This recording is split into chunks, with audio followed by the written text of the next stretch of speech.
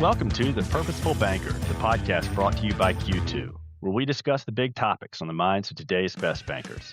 I'm Jim Young, and welcome to the show. Here's a scenario every fraud team has faced. Something feels just off about a user, a login from an unfamiliar device, a session that looks weird, maybe a signal from a third party that an account has been compromised. But there's nothing definitive enough to justify locking that user out entirely. At the same time, you don't just want to cross your fingers and hope that whatever felt off was nothing to worry about. So what do? Well, unfortunately for most banks and credit unions, the answer is not much. You either let it go or you pull the plug. Today, we're talking with Kristina Wingers about why that choice isn't good enough anymore and what a better option looks like. Kristina is a senior product owner at Q2 focused on fraud solutions. She works closely with financial institutions on how they detect, respond to, and contain account takeover risk. She also recently wrote a blog post on this topic called Beyond Binary, a smarter way to respond to account takeover risk, which is the jumping off point for our conversation. We'll have a link to that blog in our show notes. Kristina, welcome to the show. Thanks for having me. So, Kristina, your blog post is called Beyond Binary, and I want to start right there. When you say in that post that fraud decisioning is still binary, are you basically referring to kind of what I just mentioned above? And if so, is that I know I said it, but I want to make sure from you, is that really still true given how much fraud technology has evolved? Yeah. So when I talk about fraud decisioning being binary, what I really mean is that the response options are still pretty binary, even if detection's evolved a lot. So banks and credit unions have gotten a lot better at identifying suspicious behavior. We have MFA step-up authentication, behavioral analytics, device intelligence, third-party signals, all these different things, and they've all improved a ton. But most of the decisions still happen one event at a time. So maybe a login looks risky and the user gets stepped up. They pass MFA and then everyone kind of moves on. But later in that same session, maybe they start changing profile information or adding recipients and trying to move money. Whatever that may be, there's often just not a good way to say, the whole situation still feels a little off. And that's really the gap. Institutions often end up evaluating risk action by action, and they don't always have a good way to respond to that uncertainty across the broader session or the relationship. And operationally, that response then still just comes down to either let the user continue normally or fully shut them down, and there's just not much of a middle ground. Gotcha. So it sounds like what you're saying here, and basically, if they can get past that login and that step up, they're sort of in, I guess. Even if they're doing stuff at that point that looks suspicious, it's sort of like they've passed through the gates at that point, and you're kind of just watching, I guess. Is that too? Right. And to be fair, there's additional controls that could happen later. But the Mhm. bigger issue is that once someone passes a challenge, there's often not a proportional next step if the institution's still uncomfortable. So maybe there's still suspicious behavior happening, or there's an external account takeover signal, or just the session doesn't feel right based off of what the institution's used to seeing. But unless they're confident enough to completely block the customer, there's often just not something they can do other than continue to monitor and hope nothing bad happens action by action. So fraud teams they end up stuck in this gray area where they're thinking, right, we don't fully trust it, but we just don't have enough information to justify shutting the whole thing down. And that's becoming more and more common. So yeah, so you basically started to go into my next question, which is this isn't really a new problem, but why does it feel like it's more pressing now? I mean, it's not ideal, but if it's been around, what's making it maybe a bigger problem now? Fraudsters just operate differently now. So a lot of them are more patient. They're more deliberate than they used to be. They're not always logging in and immediately trying to drain an account anymore. Sometimes they sit for a while. They'll change settings. They'll test behavior. They'll wait until something feels safe before they try to take an action. And at the same time, legitimate customer behavior is also just getting a lot harder to model. So people who use multiple devices now, they travel. Using VPN is really common. Remote work changed location patterns completely. So commercial users might have teams logging in from different places, and behavior that used to look obviously suspicious is now sometimes completely normal. And then if you layer that on top of the fact that money moves faster, and as we know, once funds leave the institution, there's such little time to recover them. So fraud teams are feeling pressure to act quickly, but they're also dealing with more ambiguity than ever before. And I think that creates a really big operational dilemma where they may have enough concern to feel uncomfortable, but not enough certainty to actually justify fully locking out a legitimate customer, especially on the commercial side where friction can have a pretty big impact. So you have a much more difficult decision to make in much less time to make it, basically. Yeah. All right, great. Well, all right. Before we depress everybody too much, you talk about in that post about sort of a third option here besides just block or allow. So tell me about what that third option looks like. Because to be honest, when you first described it to me, I wasn't really totally sure how this could work in practice.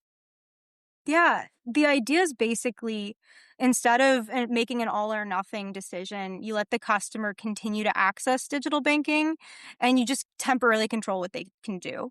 So maybe they can still log in and view balances, but they can't change their profile information or update their secure access code targets. Maybe wires or instant payments are temporarily disabled and other transactions have reduced limits. Really, what you're doing is reducing exposure and then buying the fraud team some time. And at Q2, we call this restricted entitlements mode. And I think the important thing is that it acknowledges something that a lot of fraud teams already know, which is that risk isn't always black and white. Sometimes you're operating in uncertainty, and institutions really need a proportional way to respond to that. Okay. So I'm trying to think of it, the analogy here a little bit. So maybe it's not right to call an account holder a lobster being boiled, but I'm sort of wondering, like, are they when you're doing this and you're putting them in a restricted state? Do the users know that? I mean, do they have a sense of like, hey, I'm in some sort of a probation type, or purgatory, or is that the right word to use? Yeah, today it's pretty lightweight from the customer perspective. So in most cases, the user just kind of notices that certain capabilities aren't available right now. It's not a big dramatic flashing experience saying like fraud's happening, you're restricted. But over time, I think that experience could evolve. So maybe at some point, users could authenticate their way back to higher access levels if they knew or if they had more of those flashing signs, or potentially commercial administrators could approve certain actions. And maybe there's a lot more transparency into why restrictions exist right now. But right now, the bigger focus is more on giving institutions a way to reduce risk without immediately creating a huge high friction customer event. Got it. Okay. Yeah, that makes sense. And I guess fair to say too that you wouldn't necessarily, or maybe tell me if I'm jumping to a conclusion here.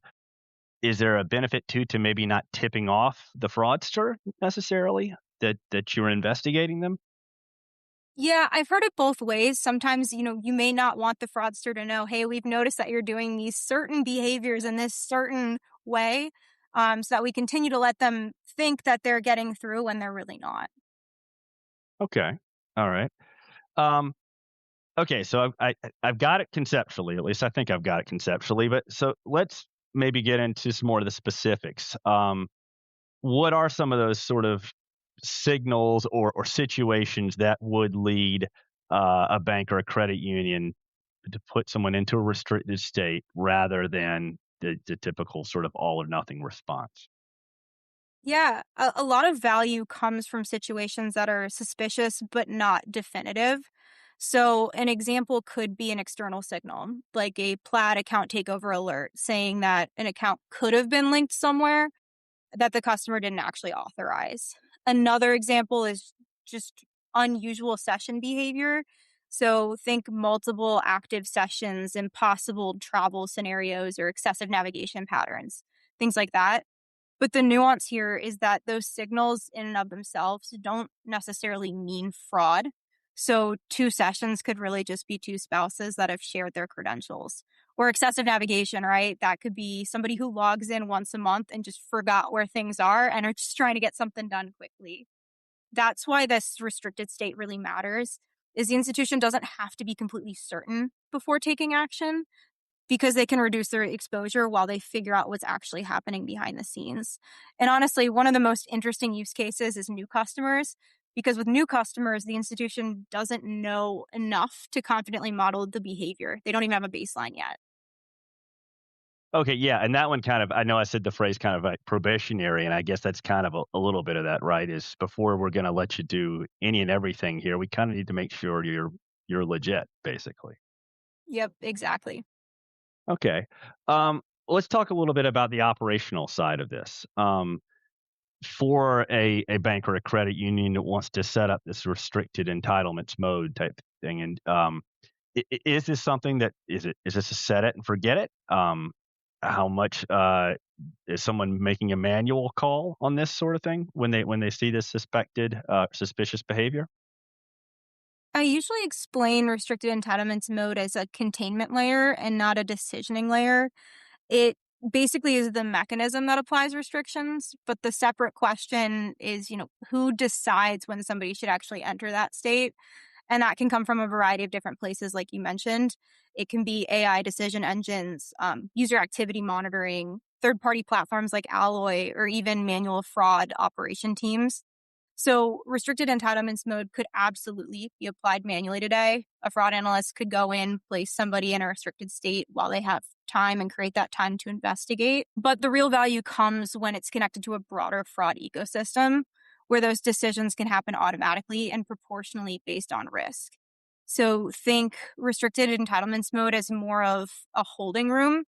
The decision engine determines who goes there and which room they go in and how restrictive that experience should be altogether. Okay, gotcha. Different different grades on that sort of thing based on the risk. Different levels of restriction based on the level of risk, basically. Okay, Mhm. got it. Um, I think I know for me, when I started, looking at the blog post, I immediately came at it from the customer experience angle on this sort of thing of like, you don't want to annoy a customer by locking them out of their account when they actually haven't done anything wrong. If it's again like you and your spouse are both trying to access your account, and then you get locked out. But you actually suggested that in a lot of ways this is more of a back office story. Can you explain what you mean by that? Yeah, I do think it's just as much an operational story as it is a customer experience story. So, when an institution fully locks somebody out, it creates this ripple effect. You've got escalations, angry customers, support calls, manual reviews, and now the fraud team's trying to investigate fraud while also managing customer disruption at the same time. And a proportional response gives the team breathing room so that they can contain that risk without immediately creating this massive operational event around a customer. And, could teams overuse this initially? Maybe, probably. But anytime you introduce a middle state, there's a temptation to leave people there too long while investigations pile up. But operationally, that allows teams to adapt pretty quickly. They do adapt pretty quickly because cues force discipline. And then over time, they'll learn which signals justify restrictions, which ones require stronger action, and which ones probably just aren't meaningful enough to act on at all. And I assume they're spending more time investigating in this system and less time responding to angry uh, account holders who have been unnecessarily locked out because in the old style system, basically. Absolutely. And that's the goal. All right. Well, it's really interesting stuff, Christina. Thank you so much for coming on the Personal Banker and sharing this with us. Yeah, absolutely. Thanks again for having me.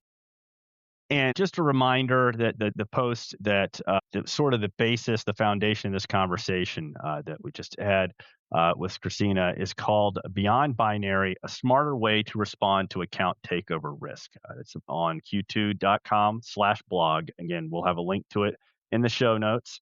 You can also, by going to our account takeover product page there, you can find a link to the restricted entitlements mode product page as well that kind of goes through, describes, you can sort of see some of the things that Kristina was explaining in our conversation on that page as well. But that will do it for this episode of The Purposeful Banker. You can subscribe to the show wherever you listen to podcasts, including YouTube, Apple, and Spotify. And you can see our archive of podcasts at hub.q2.com/podcasts with an S. Until next time, this is Jim Young, and you've been listening to Purposeful Banker.